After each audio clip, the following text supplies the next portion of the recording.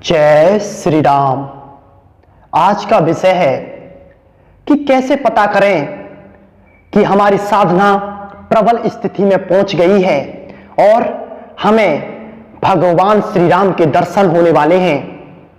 उसके क्या लक्षण होते हैं, आज इस वीडियो में हम इस विषय पर चर्चा करेंगे। जब साधक भगवान श्री राम की उपासना करता है तो उसे अपने आप महसूस होने लग जाता है कि अब मेरी साधना प्रबल अवस्था में पहुंचने लग गई है। लेकिन शास्त्रों में कुछ इसके संकेत बताए हैं जिनसे हम यह पता कर सकते हैं कि हमें भगवान की प्राप्ति बहुत शीघ्र होने वाली है। सबसे पहले, अगर साधक के अंदर प्रत्येक व्यक्ति के प्रति दया करने की प्रवृत्ति जागृत होती है, वह किसी का बुरा करना नहीं चाहता है, जिसे चाहे जिसे देख ले उसके साथ भला करने की हर पल कोशिश करता है।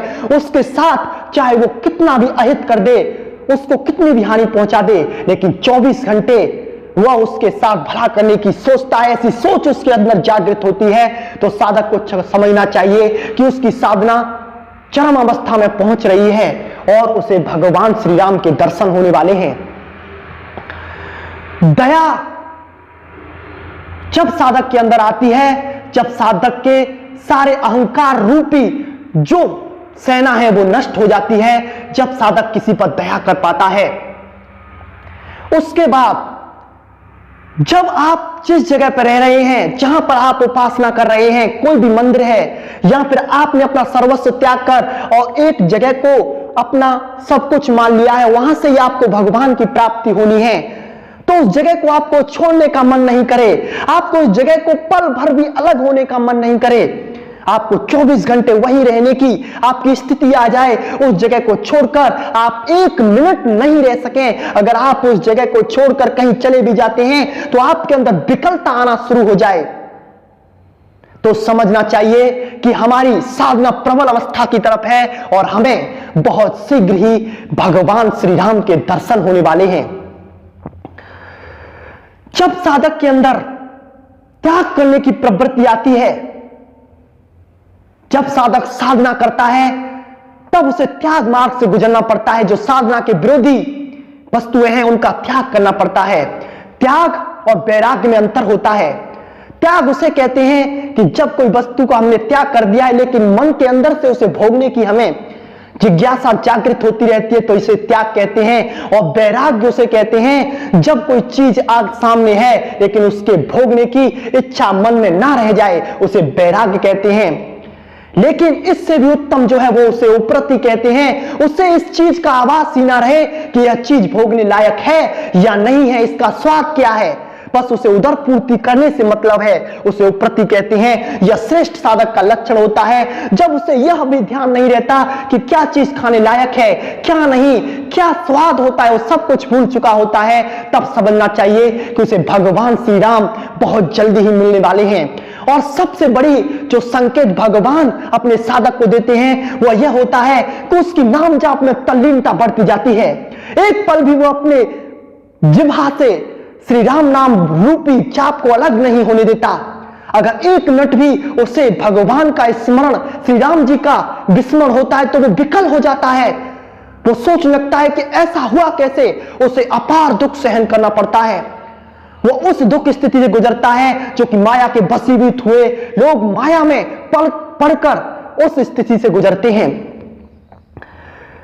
जब नाम जाप में साधक की रुचि प्रबल हो जाती है और वो एक एक जगह बैठकर 5-5 से 6-6 घंटे और इससे भी ज्यादा जाप करने लग जाता है, तो समझना चाहिए उसे कि बहुत जल्दी ही भगवान के उसे दर्शन होने वाले हैं और भगवान श्री राम ने उस पर कृपा कर दी है और वह साधना की प्रबल अवस्था में पहुंच चुका है। जब तक साधक विकलता को हासिल नहीं करता, जब तक साधक के अंदर तड़प नहीं आती, जब तक प्रेम के अश्रु उसकी आंखों से झलकने नहीं लग जाते, जब वह अपने भगवान का नाम संकीर्तन करता है, तब उसका शरीर पुलकित नहीं होता, तो ऐसा साधक भगवान को प्रिय नहीं होता। लेकिन भगवान की कृपा उन पर रहती है, लेकिन उस तरह से नहीं हो पाती। लेकिन इसके विपरीत जो साधक के अंदर तड़प आ जाती है, जो भगवान की मूर्ति को देखकर उसकी आंखों में प्रेम अश्रु झलकने लगते हैं और थोड़ा भी भगवान का विस्मरण हुआ, एक छोटी सी भी गलती हुई तो वह भगवान के प्रति रोने लग जाता है कि मुझसे ऐसा क्यों हुआ, आप मुझे ऐसी शक्ति दीजिए कि मुझसे यह गलती कभी नहीं हो। तो आपको समझना चाहिए कि भगवान की आप पर कृपा है, वह आपको बहुत जल्दी ही इस माया जाल से छुड़ाना चाहते हैं और आपकी सारी मनोकामनाओं को वो पूरा करना चाहते हैं। लेकिन साधक को पूरे दृढ़ निश्चय के साथ राम नाम का जाप करना है। राम नाम में बहुत शक्ति है जिससे नामी स्वयं अधीन हो जाता है। जो आपकी प्रबल इच्छा होती है वो राम नाम शीघ्र ही पूरी कर देता है। अगर आप सिद्ध बनना चाहते हैं तो राम नाम का जाप कीजिए, आपसे सिद्धियां सुलभ से ही प्राप्त हो जाएंगी। उसके लिए आपको ज्ञान मार्ग से गुजरना नहीं पड़ेगा। अगर आप कोई सांसारिक वस्तुएं पाना चाहते हैं, सांसारिक सुख पाना चाहते हैं, मान सम्मान पाना चाहते हैं, तो उसे अपने हृदय में रखकर भगवान श्री राम के नाम का जाप कीजिए, वह सब आपको सुलभ हो जाती हैं। लेकिन जब भगवान से स्वयं भक्त भगवान को मांगने लग जाता है तो भगवान सोच में पड़ जाते हैं, क्योंकि उन्होंने सारे जीव सृष्टि जगत को बनाया है, उसमें से अगर वो कोई भी वस्तु मांगता है तो उसे तुरंत दे देते हैं। लेकिन जब साधक उस प्रभु को प्राप्त करने की कोशिश करता है तो भगवान फिर उसकी परीक्षा लेना शुरू कर देते हैं, फिर उसे वह अपने लायक बनाते हैं कि कैसे तू मुझे प्राप्त कर सकता है। फिर उसे वह एक कोरा कागज बना देते हैं जिस पर जो भी अंकित कर दिया जाता है वह हमेशा के लिए उसके अंदर अंकित हो जाता है। उसका स्वभाव बहुत ही सरल हो जाता है, वह हर किसी के प्रति दया भाग रखता है और सबसे प्रेम करने लग जाता है, क्योंकि उसे यह मालूम हो जाता है कि सर्व जगत जितना भी संसार है वह सब मेरे प्रभु ने बनाया है और मेरे प्रभु भी उन सब में हैं। अगर मुझसे इनसे कोई भी गलती होती है तो भगवान श्री राम मुझसे रुष्ट हो सकते हैं।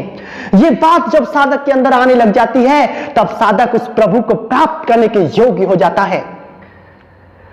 और बहुत सी बातें हैं जिनसे साधक जान सकता है कि हमें भगवान की प्राप्ति होने वाली है, लेकिन इन्हें बताने से कुछ नहीं होता। जब आप इन्हें महसूस करेंगे, जब आप इनको अपने अंदर होता हुआ देखेंगे, तब उसका अनुभव करेंगे। जब आपको यह समझ में आएगा कि यह दुनिया क्या है और भगवान श्री राम की कृपा क्या है, दोनों में आपको अंतर समझ में आएगा। ये दुनिया, ये संसार अगर भगवान श्री राम की आप पर कृपा हो जाए तो पल भर में ही आपके कदमों में झुक जाते हैं।